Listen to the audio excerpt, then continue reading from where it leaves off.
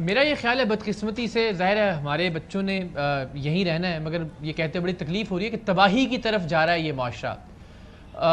اگر آپ صرف یہ دیکھیے کہ جتنے کیسز جن کا آپ نے بھی حوالہ دیا، بدقسمتی سے کوئی بھی ان کیسز کو تسلیم کرنے کے لیے تیار نہیں ہے۔ یہاں پہ جس کے خلاف ظلم ہوتا ہے، جو مظلوم ہوتا ہے، اسی کو اس ظلم کا قصوروار قرار دیا جاتا ہے۔ مختارہ مائی کے خلاف آج بھی یہ قوم کنونسڈ ہے کہ اس نے خود سے خود زیادتی کروائی این جی او سے پیسے لینے کے لیے اور پاکستان باہر سیٹل ہونے کے لیے۔ آپ اس کے بعد دیکھنا شروع کریں، ملالہ سے متعلق آج بھی یہ قوم کنونسڈ ہے کہ اس نے خود کو گولی مروائی اور یہ سارا ڈرامہ تھا۔ نور مقدم سے متعلق آج بھی اس قوم کے بہت سارے لوگ ایسے ہیں جو یہ کہتے ہیں کہ اس کو جانے کی ضرورت ہی کیا تھی، وہ گئی تو اس کے ساتھ یہ سب کچھ ہوا۔ عثمان مرزا کے معاملے میں بھی آپ دیکھ لیجئے، اس لڑکے اور لڑکی کو ہی قصوروار قرار دیا جا رہا ہے بہت سارے لوگوں کی جانب سے۔ عائشہ کے کیس میں بھی آپ ذرا ملاحظہ کیجئے، زینب تک کے کیس میں لوگوں نے کہا کہ اس کے ماں باپ قصوروار تھے جو اس کو اکیلا چھوڑ گئے۔ تو بدقسمتی سے موٹر وے کا کیس ہو جہاں خاتون کے ساتھ ریپ کیا گیا، اس کیس میں بھی یہی کہا گیا۔ اس میں تو سی سی پی او صاحب تک نے بھی یہ کہا کہ اس کو اکیلے نکلنے کی رات کو اور وہ روٹی لینے کی کیا ضرورت تھی۔ تو حضور جہاں ایسی قوم ہو جہاں مظلوم کو مظلوم ہی نہ مانا جائے، جہاں مظلوم پر ہونے والے ظلم کو اسی کا قصوروار قرار دیا جائے۔ عائشہ کے معاملے میں بھی یہی ہو رہا ہے۔ تو جب آپ ظلم کو ظلم ماننے کے لیے ہی تیار نہیں ہیں، جب آپ مظلوم کو مظلوم کی حیثیت دینے کے لیے تیار نہیں ہیں، جب آپ مظلوم کے ساتھ کھڑا ہونے کی بجائے اس کے ٹھٹھے اڑانے، اس پر طنز کرنے، اس کا مذاق اڑانے، اس کو بد کردار کہنے کے لیے پوری قوم کھڑی ہو جائے گی، تو پھر تو یہ واقعات ہوتے رہیں گے، اور جو یہ واقعات کر رہے ہیں، جو ظالم ہے، اس کا حوصلہ بڑھتا رہے گا، اور یہ کام آپ روک نہیں سکتے بدقسمتی سے۔ ماریہ میمن، کیوں ہو رہا ہے؟ دیکھیں یہ تو سب کو پتا ہے کہ ایک پرابلم تو ہے، ختم کیوں نہیں ہو رہی، بڑھ کیوں رہی ہے؟ ایک تو رپورٹ زیادہ ہو رہی ہے، لیکن اگر دو کو سزا ملے آپ کے خیال میں، تیسرے کو سبق تو ملے گا، لیکن وہ سزا ہی نہیں دینے کو تیار ہوتے ہیں۔ ایک تو سب سے پہلی بات ہے کہ یہ واقعات زیادہ نہیں ہو رہے، آپ کی بات درست ہے، یہ رپورٹ زیادہ ہو رہے ہیں۔ اس کی وجہ یہ ہے کہ اب جب وکٹم سامنے آتی ہے تو آپ جیسے لوگ، ہم جیسے لوگ، اس وقت 8 PM پہ جتنے بھی شوز ہو رہے ہیں آپ دیکھ رہے ہیں، وہ اس خاتون کے حق میں شوز کیے جا رہے ہیں، جہاں پہ یہ اسٹیبلش کیا جا رہا ہے کہ یہ وکٹم ہے، ان کے ساتھ زیادتی ہوئی ہے، وہ 400 افراد ہیں، ان کو پکڑا جانا چاہیے ہے، ان کو سزا دی جانی چاہیے۔ میجر نیریٹو شفٹ ہے۔ آج سے 5 سال پہلے یہ کانورزیشنز اس طرح سے نارملائز نہیں ہو رہی تھی۔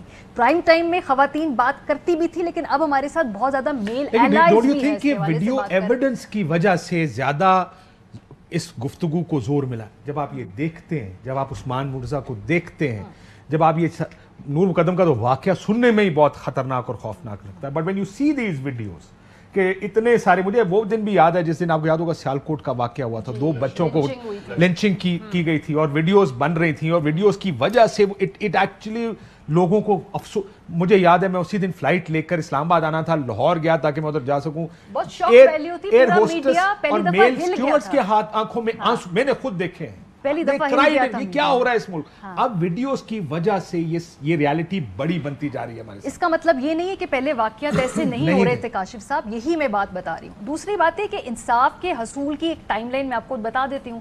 رضیہ بی بی تھی، 2008 میں ان کا مزار قائد کے احاطے میں انہیں 3 دن حبس بیشہ میں رکھ کے زیادتی کا نشانہ بنایا گیا۔ اسی طرح سے پولیٹیکل سٹیٹمنٹس ہوئی، پوری سول سوسائٹی جاگ گئی، وہ 5 لوگ گرفتار ہوئے، وہ کیس لڑتی رہی۔ 2013 میں اکوئٹ ہو گئے وہ 5 ملزمان جو ٹرائل کورٹ سے۔ 2021 میں اب دوبارہ سندھ ہائی کورٹ نے اس فیصلے کو کالعدم قرار دے کے اس کیس میں دوبارہ ہیئرنگ شروع کر دی ہے۔ کتنے سال لگے ہیں رضیہ بی بی کو انصاف کے حصول کے لیے، اور ہم لوگ آگے بڑھ گئے ہیں۔ رضیہ بی بی تو آج ہی 2008 میں کھڑی ہے اس ٹراما کے ساتھ۔ آپ نے جب لوگوں کو کسی طریقے سے اکاؤنٹیبل نہیں ٹھہرانا تو پھر یہی ہوگا۔ یہ جو 400 لوگوں کا کانفیڈنس ہے، where do you think it's coming from?